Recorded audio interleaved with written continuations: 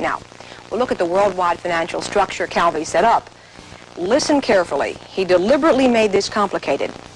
From the home bank in Milan, he set up a financial company in Luxembourg called Banco Ambrosiano Holdings. This allowed him to move money outside Italian laws. From Luxembourg, he established a bank in Switzerland, the Bank of Gortaro. He then expanded operations across the Atlantic to the Bahamas, Banco Ambrosiano Overseas Limited, then to Nicaragua, Banco Comercial, to Peru, Banco Andino, and at his death, he had just completed a multi-million-dollar building in Buenos Aires, Argentina. In the midst of all of this, he went to Panama and set up a dozen shell or paper companies with names like Manic Incorporated, Bellatrix, Worldwide Trading. They were at the heart of Calvi's scheme. We'll see how in a minute. They were essentially mailboxes. One of their directors was really the switchboard operator at Calvi's bank in Nassau, the Bahamas. And it is in the Bahamas that we begin to learn how intimately tied Marcinkus was to Calvi. This is the headquarters of Calvi's bank in Nassau. Marcinkus was a director of the bank, very unusual for an archbishop. In addition, Calvi kept a home here at Lyford Key, one of the world's most exclusive resort compounds. Admission is by invitation only. It was very convenient for annual meetings of the bank's board of directors. In Washington, we asked Mrs. Calvi and her son Carlo how well they knew Marcinkus. I knew him in the Bahamas, in Nassau, because he went to us in our house, and he stayed 2 or 3 days. He came singing Arrivederci Roma. He was always very happy and very friendly. He wanted to kiss me, and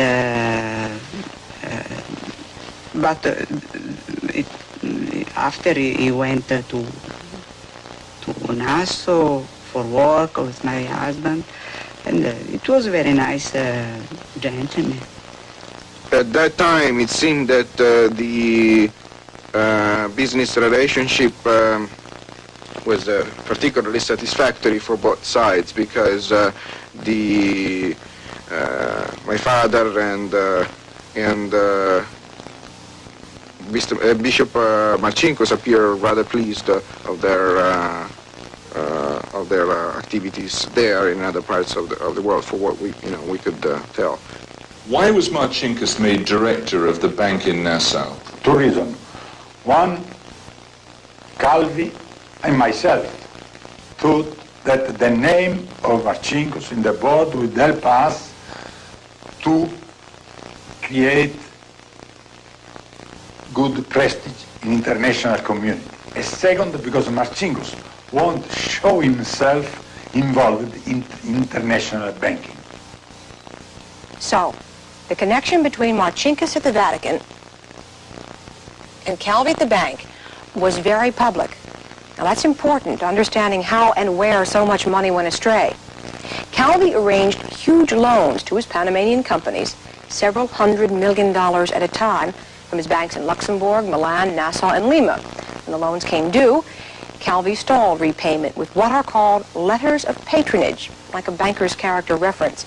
They said the Panamanian companies were creditworthy, and it worked, because the letters were signed by Paul Marcinkus.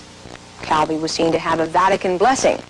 Now, for the banks involved, it proved to be a very mixed blessing indeed, for Marcinkus got from Calvi in return a secret written agreement that the Vatican would bear no responsibility for the loans, a position the Vatican maintains today. How much is involved? Altogether, $1.4 billion. Where did all that money go? Well, those who really know just won't talk about it, a general discretion. But some of the money has been traced. Calvi used about 1/3 of the money to buy shares back in Banco Ambrosiano Milan in the names of his now familiar Panamanian companies. This was a gamble to gain him control of the bank as well as of management. Now we turn to look at a different sort of use for the money, political use, by 2 organizations which have historically been enemies, the Vatican and the Freemasons. Worshipful Master, I present to you Mr. John Smith, a candidate properly prepared to be made a Mason. A British drama shows the initiation ritual for a Freemason, where a noose is placed around the candidate's neck. Heel to heel as before. Another Freemasons say that despite their bizarre rituals, they exist to help each other. Are you willing to take a solemn obligation, founded on the principles I have stated, to keep inviolate the secrets and mysteries of the order? I am. I am. Freemasonry has thousands of members in every profession, all sworn to strictest secrecy and acknowledging dramatic penalties for breaking that oath. Than that, of having my throat cut across. Of having my throat cut across. My tongue Usually, torn out. Freemasons are a respectable, civic-minded organization, but Calvi was a member of a very different sort. Last September 13th, Swiss police surrounded this branch of the Union Banque Suisse in Geneva. A man carrying a Chilean passport in the name of Luciano Gori showed up and tried to withdraw $60 million from numbered accounts. The police believe all the money had come from Banco Ambrosiano branches overseas. The man's real name is Licio Gelli, a former Italian fascist who had dodged arrest for 18 months. Gelli was also the Grand Master of an illegal, ultra-secret political society of Italian Freemasons. In the 1970s, he inducted almost 1,000 of Italy's most powerful men in clandestine rituals here in Rome's Excelsior Hotel. Gelli created an organization of the radical right, a state within a state, taking in government ministers, generals, heads of corporations, and major banks like Calvi, even the head of the Italian Secret Services. They called themselves Propaganda 2, P2, and when they were uncovered in March of 1981, the scandal brought down the Italian government. It was written that P2 was aiming to a coup d'etat here in Italy. I don't think it's true. They already did the coup d'etat because the P2 members, or brothers, as they were used to be called, they occupied the most important ranks and places in the Italian administration. I mean, in the army, in the navy, in the secret services, in the state-owned oil and iron groups. I mean, in 2 or 3 banks, in the newspapers, in the magistrates. I mean, they didn't need any violent or bloody coup. They already got it in a very smooth and silent but effective way.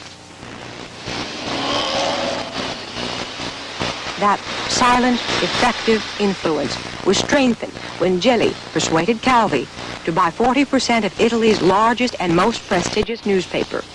With Corriere della Sera, Propaganda 2 had access to a very influential voice in the Italian media. But Italy was not a large enough political stage for the ambitions and influence of the men of P2. On the fashionable Via Condotti in Rome, on the 3rd floor, over some luxury shops, is an office registered to a South American bank based in Uruguay and also linked to P2. In Geneva, there's another very unlikely office for the bank on the 6th floor of this apartment building. The name of the man on the bank's mail drop provides another piece of the puzzle in linking Calvi, Gelli, P2, and South America. Umberto Ortolani is a fellow member of P2 with Calvi and Gelli. He is also a director of the Uruguayan Banco Financiero Sudamericano. Its headquarters are here on Matri Square in Montevideo. In front of the bank is a column honoring Uruguayan Freemasonry.